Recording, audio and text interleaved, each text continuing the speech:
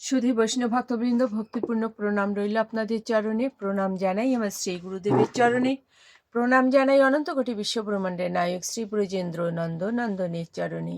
সুধী বৈষ্ণব ভক্তবৃন্দ, পর্যায়ক্রমে আজ আমরা শ্রীমদ্ ভগবদ্ গীতার পঞ্চম অধ্যায় কর্মসন্ন্যাস যোগ থেকে 11 নং শ্লোকটি আমরা উপস্থাপন করছি। আসুন আমরা সকলে ব্রতী হই। জ্ঞানতিমিরান্ধস্য জ্ঞানাঞ্জনশলাকয়া চক্ষুरुन्मीलितं येन তস্मै শ্রীগুরুবে নমঃ। নমো বিষ্ণুপাদায় কৃষ্ণপৃষ্ঠায় ভূতলে শ্রীমতে মহানমঃ স্বামিনীতে নমামিহে। বাঞ্ছাকল্পতরুভ্যশ্চ কৃপা সিন্ধুভ্যেব চ পতিতানাং পাবনেভ্যো বৈষ্ণবেভ্যো নমো নমঃ। গুরু কৃপা হি কেবলম, গুরু কৃপা হি কেবলম, গুরু কৃপা হি কেবলম।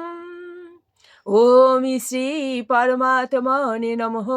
ওম শ্রীমদ্ ভগবতে শ্রী গীতায় নমঃ। শ্রী গীতায় নমঃ।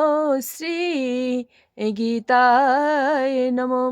নারায়ণং নমস্কৃত নরং চৈব নরোত্তমং দেবীং সরস্বতীং ব্যাসং ততো জয়মুদীরয়েৎ। মুখং করোতি বাচালং পঙ্গুং লঙ্ঘয়েতে গিরিম ইয়তে কৃপাতমহং বন্দে পরমানন্দ মাধবম। ওম নমো ভগবতে বাসুদেবায়। ওম নমো ভগবতে বাসুদেবায়। ওম নমো ভগবতে বাসুদেবায়। শ্রীমদ্ ভগবতে শ্রীগীতায় নমঃ। শ্রীগীতায় নমঃ। শ্রীগীতায় নমঃ। শ্রীমদ্ ভগবদ্ গীতা পঞ্চম অধ্যায় কর্মসন্ন্যাস যোগ, শ্লোক সংখ্যা 11। কায়েন মনসা বুদ্ধা কেবলইহা ইন্দ্রিয়ইহা অপি যোগিনঃ কর্ম কুর্বন্তি সঙ্গম ত্যক্তা আত্মশুদ্ধয়ে। অনুবাদ: আত্মশুদ্ধির জন্য যোগীরা কর্মফলের আসক্তি ত্যাগ করে দেহ, মন, বুদ্ধি এমনকি ইন্দ্রিয়ের দ্বারাও কর্ম করেন। কি বলা হয়েছে? আত্মশুদ্ধির জন্য যোগীরা কর্মফলের আসক্তি ত্যাগ করে দেয়, অর্থাৎ আসক্তি বা মায়া মোহ এটা ত্যাগ করে দেহ, মন, বুদ্ধি এমনকি ইন্দ্রিয়ের দ্বারাও কর্ম করেন। তাৎপর্য কি বলছে? কৃষ্ণ ভাবনায় উদ্বুদ্ধ হয়ে ভগবান শ্রীকৃষ্ণের ইন্দ্রিয় তৃপ্তি সাধন করার জন্য শরীর, মন, বুদ্ধি অথবা ইন্দ্রিয়ের দ্বারা যে কর্ম অনুষ্ঠিত হয় তা জীবকে জড় জগতের কলুষ থেকে মুক্ত করে। কৃষ্ণ ভাবনাময় কর্মের কোনো জড় প্রতিক্রিয়া হয় না, তাই কৃষ্ণ ভাবনাময় কর্ম করার ফলে অনায়াসে সদাচার সাধিত হয়। ভক্তির অসমৃত সিন্ধু গ্রন্থে শ্রীল রূপ গোস্বামী তার বর্ণনা করে বলেছেন, ইহা ইস হরির দাসে কর্মণ্যা মনসা গিরা নিখিলা সপাবস্থাসু জীবন মুক্তা সা উচ্চতে।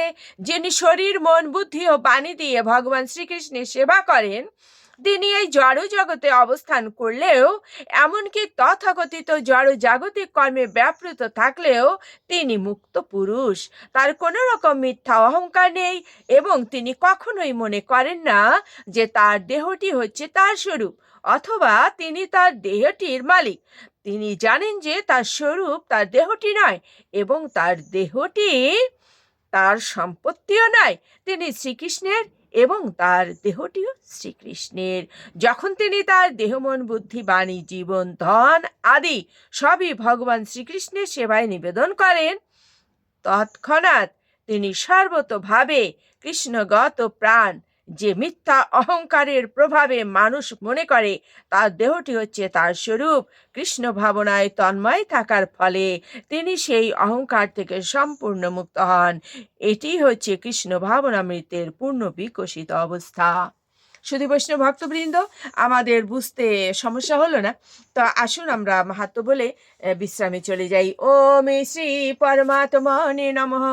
ওম শ্রীমদ্ ভগবতে শ্রীগীতায় নম। গঙ্গা গীতা চ সাবিত্রী সীতা সত্যাপতি ব্রতা ব্রহ্মাবলীর ব্রহ্মবিদ্যা ত্রিসন্ধ্যা মুক্তিগেহিনী অর্ধমাত্রা চিতানন্দা ভবগ্নি ভ্রান্তি নাশিনী বেদত্রয়ী পরানন্দা তথার্থ জ্ঞান মঞ্জুরি। ওম তৎসৎ। ওম নমো ভগবতে বাসুদেবায়।